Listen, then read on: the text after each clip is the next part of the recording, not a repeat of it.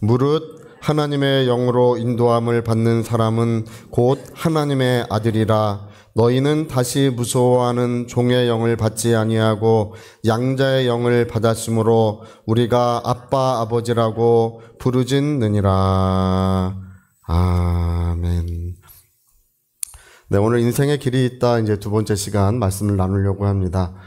우리 하나님께서는 우리의 길을 정하시고 우리의 발걸음을 인도하시는 분이십니다. 그래서 우리가 인생의 길을 이야기할 때 우리 예전에 그 유럽 사람들, 카톨릭화 돼 있던, 기독교화 돼 있던 유럽 사람들은 길이 있다고 믿었었어요. 근데 그들이 생각한 길은 뭐냐 하면 이제 교회가 인생의 길이라고 여겼었어요. 예전에 그 중세 시대, 예전에 그 유럽 사람들은 교회가 길이다. 이렇게 이제 그들은 생각하고 있었습니다. 여러분 어떻습니까? 이제 우리는 하나님 앞에 회개할 때 직접 하나님 앞에 자백하고 죄 사함을 받으시죠? 할렐루야. 오늘도 우리가 우리 죄를 자백하면 저는 밉보시고 오로사 우리의 모든 죄를 사하시고 우리를 깨끗하게 하심을 믿습니다. 근데 이제 가톨릭 교회는 중간에 사제가 중간에 있어요. 그래서 사제에게 가서 이제 신부님들이죠. 신부님들에게 가서 자기의 죄를 고하고, 그리고 신부님들이 그 죄를 듣고 이제 성부와 성자와 성령의 이름으로 죄를 사하노라. 이렇게 해야 죄가 사해진다고 믿어요. 예, 카톨릭 신자들은 그렇습니다. 근데 이제 그러다 보니까 삶의 모든 것들을 교회에 가서 이야기하게 되고, 당연히 그렇게 되겠죠? 그래서 교회는 요람부터 무덤까지, 태어나면서부터 무덤에 이르기까지 모든 것들을 사람들에게 인도해주고 가르쳐주는 일을 예전에 중세시대는 그렇게 했었어요. 다 가르쳐주는 거예요. 우리가 뭐 장사를 해야 될지, 아니면 자녀는 어떻게 양육해야 될지, 뭐 동쪽으로 가야 될지, 예를 들면 서쪽으로 가야 될지, 뭐 모든 것들을 다 교회 가서 물어보고, 교회가 그 모든 것들 하나하나를 전부 다 가르쳐 주던 것이 옛날에 이제 중세시대 유럽 사람들이었습니다. 그래서 유럽 사람들은 교회가 그들의 정신이고 뿌리였어요. 네. 여러분, 그래서 옛날에 유럽에서는 교회에 대해서 함부로 얘기했다가는 잡혀갔어요. 할렐루야. 지금도 좀 그랬으면 좋겠어요. 좀 잡아가고. 목사님 좀 함부로 얘기하면 또 잡아가고. 할렐루야. 옛날엔 그랬었어요. 근데 여러분, 그 교회에 대해서 그때는 함부로 얘기하는 것이 굉장히 큰 문제가 됐었어요. 여러분, 우리가 태국 같은 데 가서 태국 왕에 대해서 함부로 얘기하시면 안 돼요. 예, 잘못하면 큰일 나는 거예요. 일본도 마찬가지입니다. 태국이나 일본 같은 나라들은 그들의 왕이 그들을 대표하고 그들의 정신의 근간을 이루고 있어요. 그러니까 유럽 사람들은 당시에 교회가 그들의 정신의 근간을 이루고 있었기 때문에 그걸 함부로 얘기하면 안 되는 거예요. 교회가 그들의 정신의 마음의 최고봉이었어요. 근데 거기에 대해서 함부로 얘기한 사람이 한 사람이 나타났어요. 1517년에 여러분 잘 알고 계시죠? 비덴베르크 성당에 교회를 반박하는 95개의 반박문을 못을 가지고 새벽, 아직 동이 트기 전에 새벽에 거기에 대못을 박아가지고 교회를 반박하는 그런 대자보를 거기다가 딱 놨었습니다. 그래서 그게 이제 삽시간에 유럽 그 독일 전역에 퍼지고, 뭐 독일이 한 40년 가까이를 38년 정도를 그것 때문에 뭐 전쟁의 포화에 휩싸였어요. 아주 뭐 독일이 쑥대밭이 됐었습니다. 그 싸움의 원인은 뭐냐 하면 성경이 옳다. 교회도 하나님의 말씀 앞에 복종해야 되고, 교회도 하나님의 말씀의 진리를 뒤따라야 한다. 그래가지고 이제 한 40년 가까이 지난 다음에 이제 휴전 협정을 맺었었어요. 근데 이게 이제 뭐가 문제가 됐냐면 그들의 정신의 근간을 이루고 있는 그 뿌리를 뒤흔든 거예요. 이게 여러분, 이런 파고가, 왜 우리가 그때 시대를 이야기하냐면 이런 파고가 전 세계에 퍼졌기 때문에 그렇습니다. 1618년에 이제 비로소 30년 전쟁이 다시 일어나요. 이제 신교와 구교, 카톨릭과 개신교가 다시금 전쟁을 시작합니다. 이 전쟁의 포화가 그렇게 오래 갈 줄은 몰랐어요. 한 30년 가까이 갔는데요.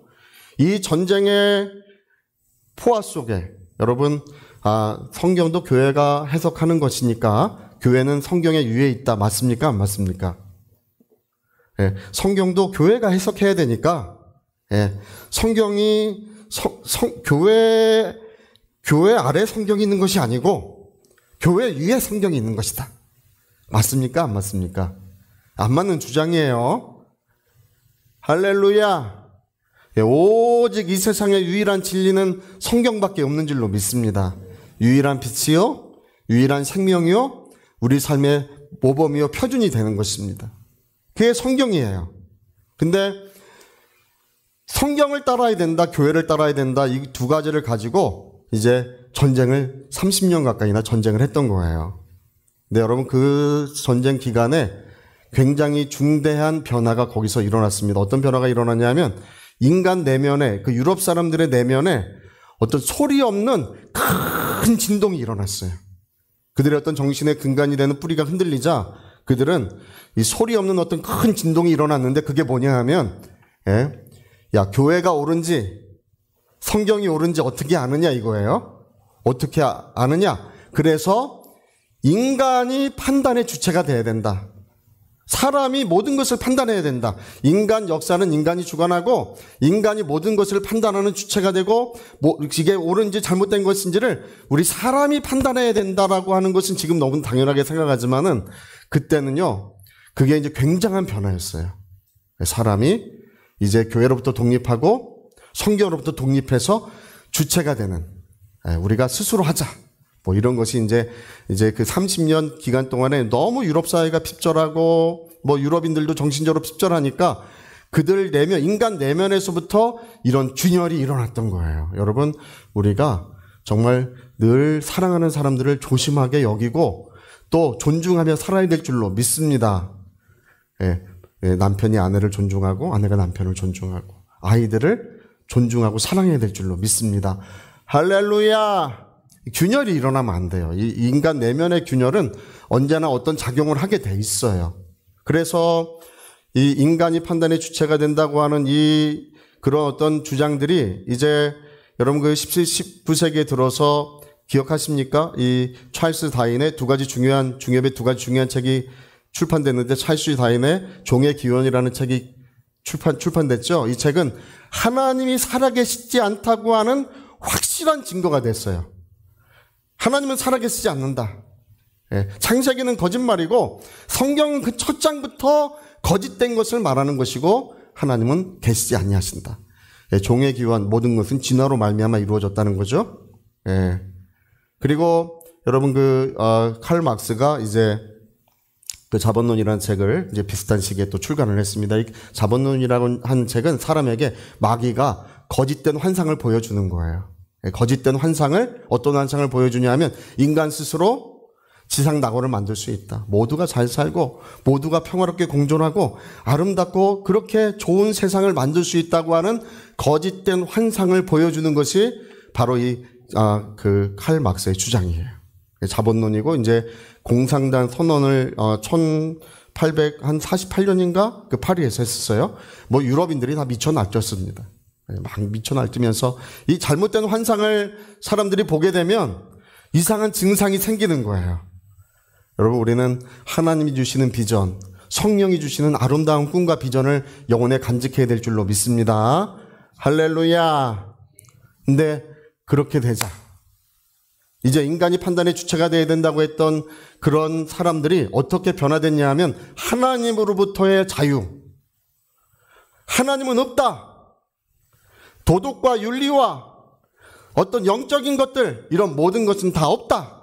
하나님으로부터 자유를 이제 주장하고 죄악으로부터의 자유, 뭐 이런 것들을 이제 가지게 됐던 거예요. 여러분, 그래서 20세기에 들어설 때 인간이 얼마나 유럽 사회가 이제 이 세상은 더없이 아름다워질 것이고 더없이 좋은 세상이 될 거라고 얼마나 그렇게 20세기를 희망차게 맞이했는지 아십니까? 근데 그 결과가 어떻습니까? 20세기는 인류 역사의 가장 참혹한 시기였어요.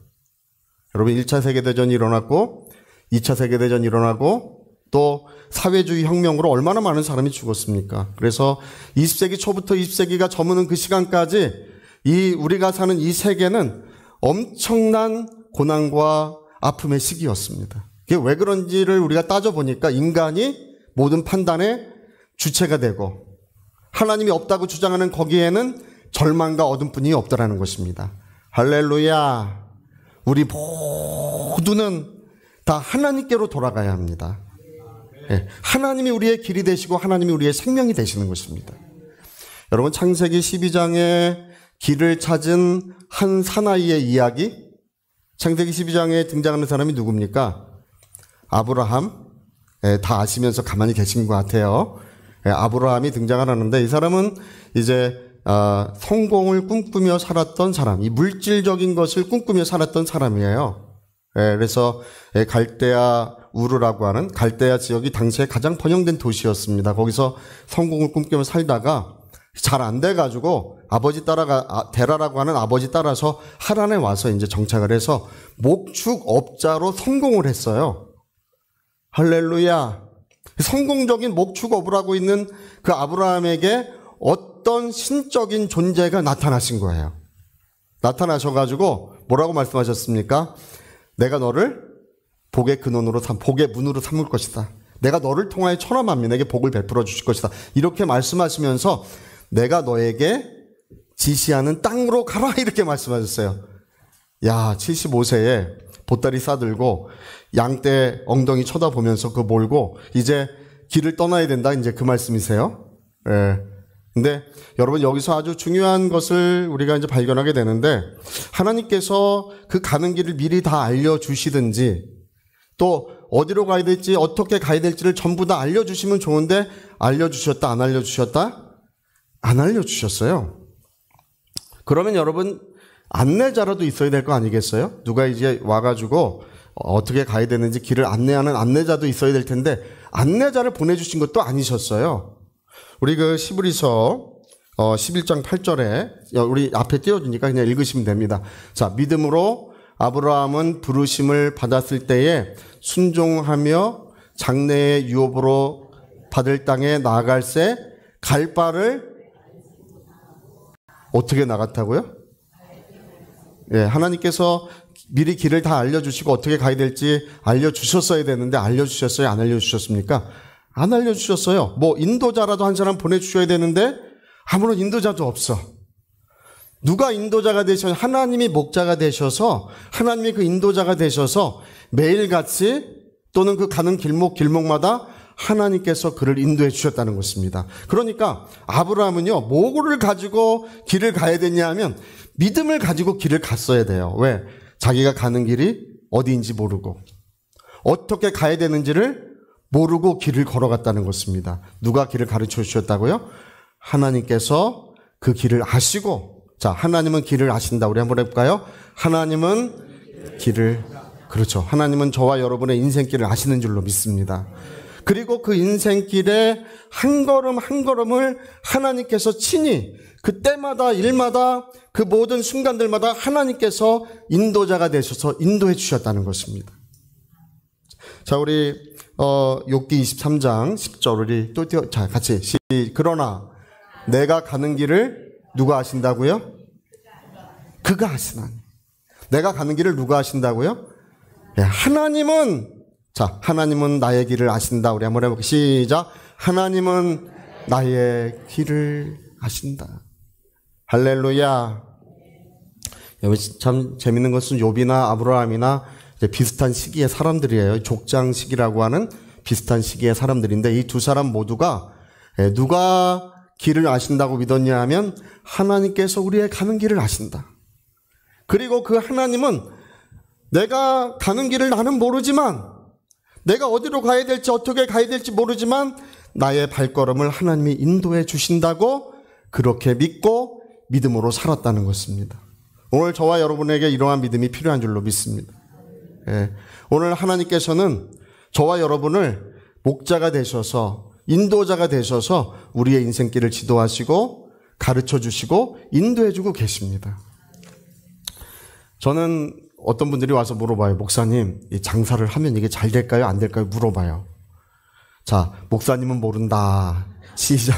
목사님은 자, 그냥 모르나. 아무것도 모른다. 시작. 목사님은 아무것도 저한테 물어보셔야 뭐 아무 소용이 없어요. 예. 여러분, 신약 성경에 누군가의 길을 인도하도록 세움을 받은 사람이 없어요.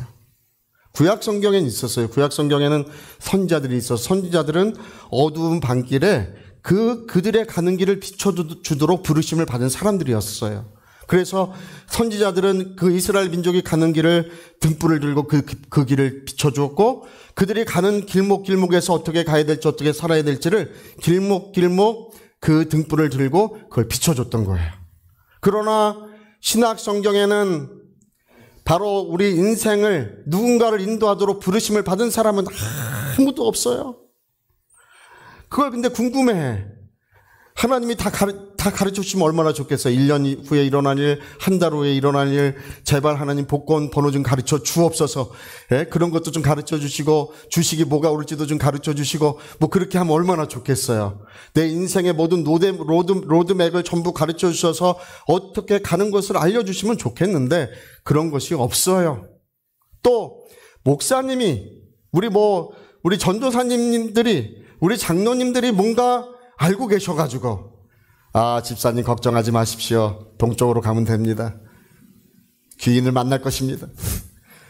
알려주면 좋은데 그게 궁금한 거예요. 우리 예전에 통계를 보니까 기독교인들이 한 30%가 점집에 다닌다 그래요. 통계를 보니까. 그래서 어떤 점집은 또 기독교인 할인 기독교인 할인하는 점집도 있어요. 우리 여러분 그런 거 받으면 저주받는 줄 믿습니다. 영적으로 정절을 지키셔야 돼요.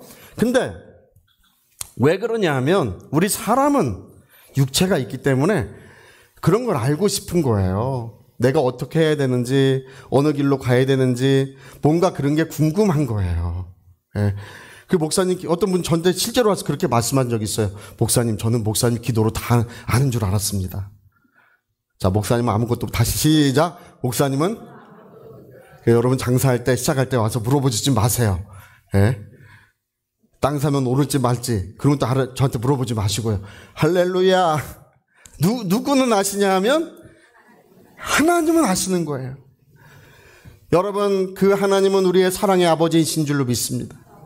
그 하나님은 우리를 물과 성령으로 낳으셔서 오늘도 함께 하시는 분이신 줄로 믿습니다.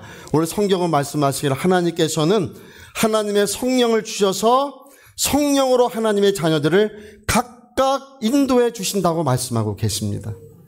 여러분 하나님 보이지 아니하시지만 우리 보이지 아니하신 하나님께로부터 성령이 우리 심령과 영혼 가운데 오셨어요. 성령이 오셨네. 다른 교회들은 막 따라한다 그러는데 우린 좀 약해요. 성령이 오셨네. 내 주님 보내신 성령이 오셨네. 이 기쁜 소식을 온 세상 전하세. 성령이 오셨네. 할렐루야. 그래서 하나님의 성령이 우리 가운데 임하신 것은 오늘 우리가 이 말씀을 읽어보니까 하나님의 자녀들을 하나님께서는 성령으로 인도해주고 계신다고 말씀하셨습니다. 여러분 우리는 누군가에 가서 그걸 물어볼 필요가 없어요. 누군가의 음성을 듣고 누군가의 지도를 받을 필요가 없는 것은 하나님의 성령께서 우리 심령에서 우리 영혼 속에서부터 우리를 인도하시고 이끌고 계시기 때문에 그런 것입니다. 여러분 오늘 우리 기독교인들은요 성령의 인도받는 것이 더없이 중요하고 필요합니다. 세상 사람들은 오감을 가지고 있어요. 우리 오감 아십니까? 예. 시각, 후각, 미각, 청각, 촉각. 할렐루야. 예. 만지고 맛보고 냄새 맡고 보고 듣는 이 오감을 의지해서 세상 사람들은 살아가고 있습니다. 세상 사람들은 그걸 얼마나 의지하는지 몰라요. 그러나 저와 여러분은 6번째 감각이 또 있어요. 자, 영감. 또 시작. 영감. 영감. 왜 불러? 자, 영감. 시작. 영감. 그렇죠. 우리 기독교인들에게는 이 세상 사람들은 오감을 의지해서 살아가고 있지만은 우리 기독교인들은 하나님이 성령으로 주시는 영감을 가지고 있는데 우리는 이 영감을 따라 사는 자들이라고 말씀하고 있는 것입니다. 하나님의 성령의 인도함을 받는 자들, 다시 말하면 영감을 따라 살아가는 자들은 하나님의 자녀들이라는 것입니다. 근데 여러분, 정말 재밌는 것은 거듭나지 않은 영혼들은요, 이 영감 자체가 없어요. 거듭나지 않았기 때문에. 또 하나님 뜻대로 살지 않는 사람들은 영감이 너무 희미하고, 여러분, 빛도요 초롱불이 있고 형광등이 있고 그 다음에 LED 등이 있고 햇빛도 있는 줄로 믿습니다. 어떤 사람들은 밝고 충만한 영감을 가진 사람들이 있는가 하면, 어떤 사람들은 너무나 희미하고 연약한 영감을 가지고 있기 때문에 그것으로는 도저히 하나님의 인도하심을 받을 수 없는 사람들도 있는 거예요. 여러분, 오늘 우리가 우리 죄를 회개하고 정결함을 얻고 성령의 충만함을 받으면 밝은 영감, 충만한 영감이 우리 심령에 다시 살아나는 줄로 믿습니다. 영감이 있어야 돼요. 지혜보다 더 중요한 것이 영감이에요. 할렐루야. 자, 우리 그 명성교회 김상환 목사님 그 얘기하시지 않습니까? 예. 본인이 목회 성공하신 이유를 말씀하시는데, 성공하신 이유는 설교를 잘해서나 기도를 많이 해서가 아니래요. 어느 날 새벽에 기도하고 있는데 환상 중에 저 시꺼먼 것이 보이는데 그 논이래요. 논. 전기도 잘 들어오지 않는 논 한복판에 보여주시면서 거기다가 교회를 세워라. 그 논 한가운데 누가 교회를 세웁니까? 근데 하나님은 순종해서 거기다 교회를 세웠더니 주변에 아파트들이 우후죽순으로 들어서서 교회가 성장했다. 할렐루야. 여러분, 우리가 인간의 지혜보다 어떤 사람들의 어떤 가르침보다 더 중요한 것은 성령이 주시는 밝은 영감이에요. 오늘 영감이 회복돼야 할 것입니다. 우리 사랑하는 하나님의 자녀들의 심령에, 우리 그리스도인들에게 절실하게 이 세상을 살아가는, 우리 험난한 세상, 죄 많은 세상을 살아가는 우리에게 절실하게 필요한 것은 하나님이 주시는 영감이 우리 영혼 속에서부터 충만해지는 것입니다. 밝은 영감을 가지고 바로 성령의 인도함을 받는 그들이 곧 하나님의 사랑의 자녀들이라고 말씀해 주셨습니다. 여러분, 세상은 인생의 길이 없다고 생각합니다. 세상은 하나님을 인정하지 않습니다. 자기가 주체가 됐어요. 인간이 역사의 주체고 인간이 그 모든 것의 주체라고 세상은 생각하고 있습니다. 정치나 경제나 문화나 법률이나 심지어 교육까지도 전부 다 하나님을 인정하지 않고 있습니다. 인간이 그 모든 것의 주체라는 거야. 그러나 우리는 우리 자신이 주체가 아니요, 우리 하나님께서 우리의 주체시요. 할렐루야. 성령으로 우리를 인도하고 계시니 나는 성령의 인도하심을 받으리라. 우리 어린 자녀들, 여러분, 우리 분당 지역에 여기 주변에 학군이 너무 좋잖아요. 여기 학군이 좋으니까 중고등학생 되면 교회를 오질 않아요. 공부하라고. 여러분, 좋은 대학 간다고 좋은 인생 사는 것도 아니고 좋은 직장 들어갔다고 해서 훌륭한 사람 되는 것도 아닙니다. 어릴 때부터 하나님을 사랑할 줄 알고, 어릴 때부터 하나님이 주시는 영감이 충만하여 성령의 인도받을 줄 알아야 합니다. 할렐루야. 성령의 인도받는 복된 삶이 이루어져야 되는 거예요. 여러분, 오늘 우리에게 절실하게 필요한 것은 바로 우리 하나님은 살아계시고 보이지 아니하는 하나님께로부터 성령이 우리 심령과 영혼에 임하고 계시니 그 성령의 밝은 인도하심이 우리 모든 가정에 충만하시기를 축복합니다. 우리 성도님들 가는 길에, 우리 사랑의 또 자녀들이 가는 길에 성령의 인도하심이 나타나시기를 예수 이름으로 축복합니다. 할렐루야. 자, 우리 오른손에 주먹 꽉 쥐시고 내 영혼아 성령의 인도하심을 받자. 우리 두 번만 시작. 내 영혼아 성령의 인도하심을 받자. 내 영혼아 성령의 인도하심을 받자. 자, 우리 같이 한번 기도하시겠습니다. 하나님의 영으로 인도함 받는 그들은 하나님의 자녀들이라고 하셨습니다. 누구든지 그리스도의 영이 없으면 그리스도의 사람은 아니라고 하셨어요. 하나님의 성령이 그 심령에 계시면 그 마음을 이끄시고 그 영혼에 뜨거움을 주시고 그 영혼에 바로 갈 길을 밝히 알려주고 계시는 것입니다. 주여 내 영혼에 영감 있게 도와주시옵소서. 영감이 회복되게 도와주시옵소서. 우리 위하여 통성으로 기도하시겠습니다.